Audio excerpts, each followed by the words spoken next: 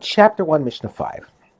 In the previous Mishnah, Rabbi Akiva taught that if a mitzvah is confined and the seventh day of confinement falls out on Shabbos, the Kohen delays his examination of the nega until after Shabbos.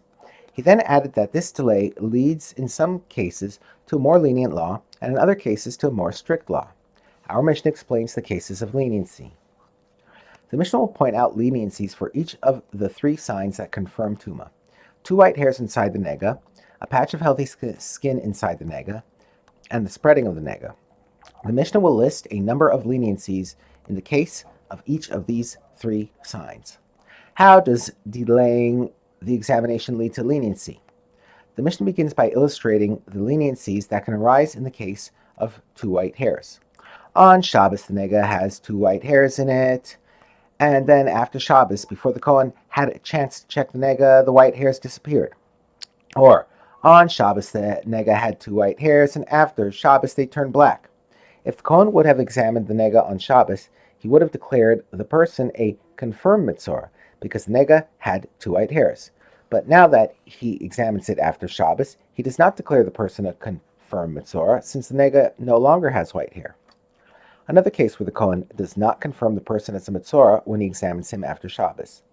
On Shabbos, the nega had 1 white hair and 1 black hair, and then after Shabbos, both hairs turned black. When the Kohen examines the nega after Shabbos, he does not confirm the person as a mitzvah, since the nega has no white hairs. In the next few cases, the hairs remained white after Shabbos, but their length changed. On Shabbos, the nega had 2 white hairs that were long enough to confirm Tuma, and then after Shabbos, they became too short to confirm Tuma. Had the Kohen examined the nega on Shabbos, he would have confirmed the person as a mitzvah, since at that time the hairs were long enough to confirm Tuma. However, now that he examines the nega after Shabbos, the person is not confirmed as a mitzvah, since the hairs are not long enough to confirm Tuma. Another case in which the Kohen does not confirm the person as Tameh after Shabbos because the hairs were too short. If on Shabbos 1 hair was long enough to confirm Tuma, but the other one was too short to confirm Tuma, and then after Shabbos both hairs became too short to confirm Tuma, the person is not confirmed as a mitzvah, since the hairs are too short to confirm Tuma. The Mishnah will now list cases where the white hairs in the nega did not change between Shabbos and after Shabbos.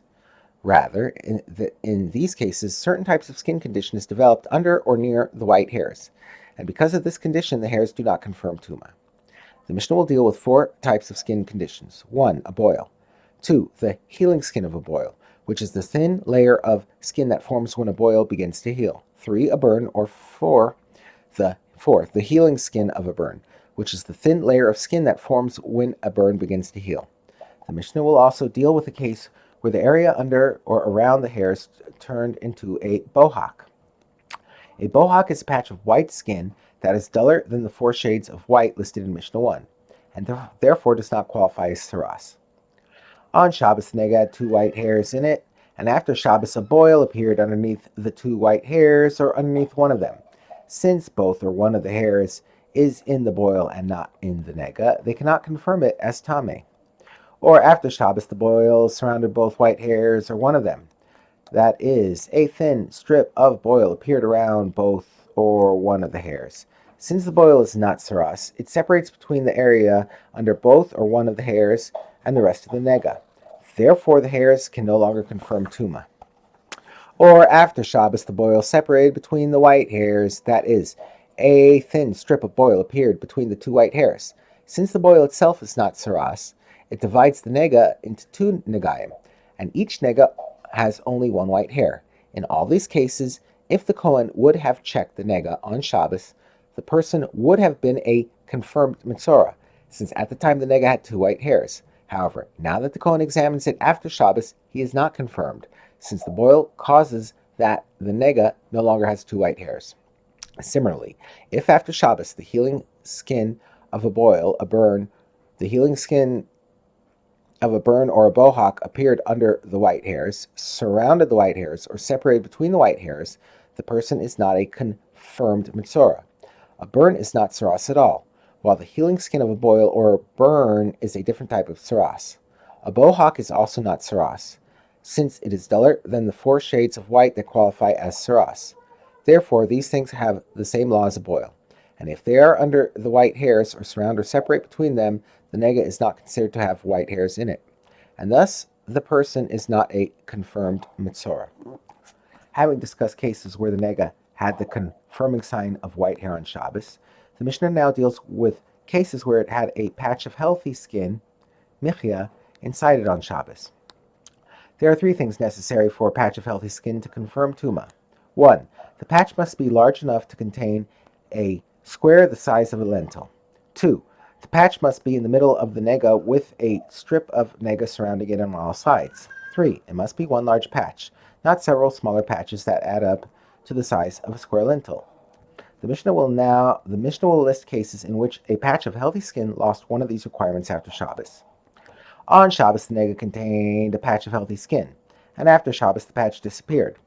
Or on Shabbos, the healthy skin was a square the size of a lentil, and after Shabbos, it became round or long, i.e., it became the shape of a circle or a rectangle, and is thus no longer able to contain a square the size of a lentil. Therefore, after Shabbos, the healthy skin cannot confirm tuma. Or on Shabbos, the healthy skin was surrounded by the nega, and then after Shabbos, it moved to the side of the nega. Since the healthy skin is no longer surrounded on all sides by the nega, it cannot confirm tuma. Or on Shabbos, the healthy skin was together in one spot, and after Shabbos, it became scattered, i.e., it split into smaller patches that were scattered throughout the nega, and each patch was less than the size of a lentil. These patches do not combine with each other, and therefore do not confirm tuma.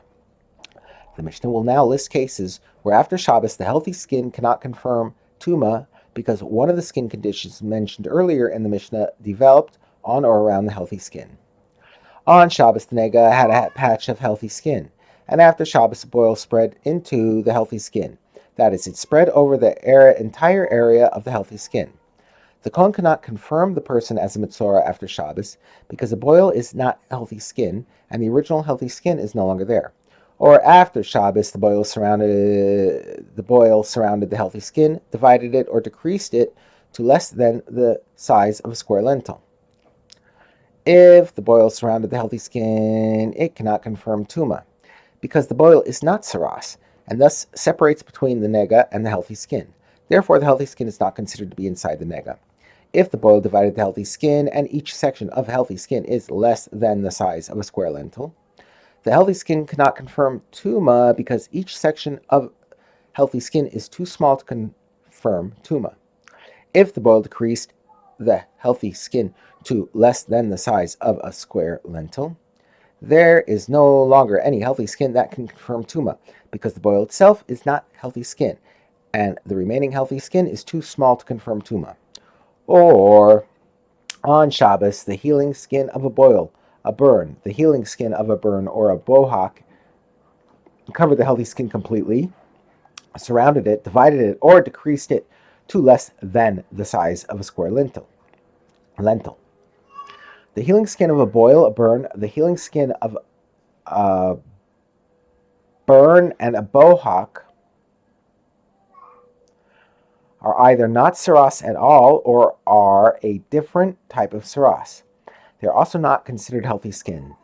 Therefore, there is no longer healthy skin that can confirm tuma the same as with the boil.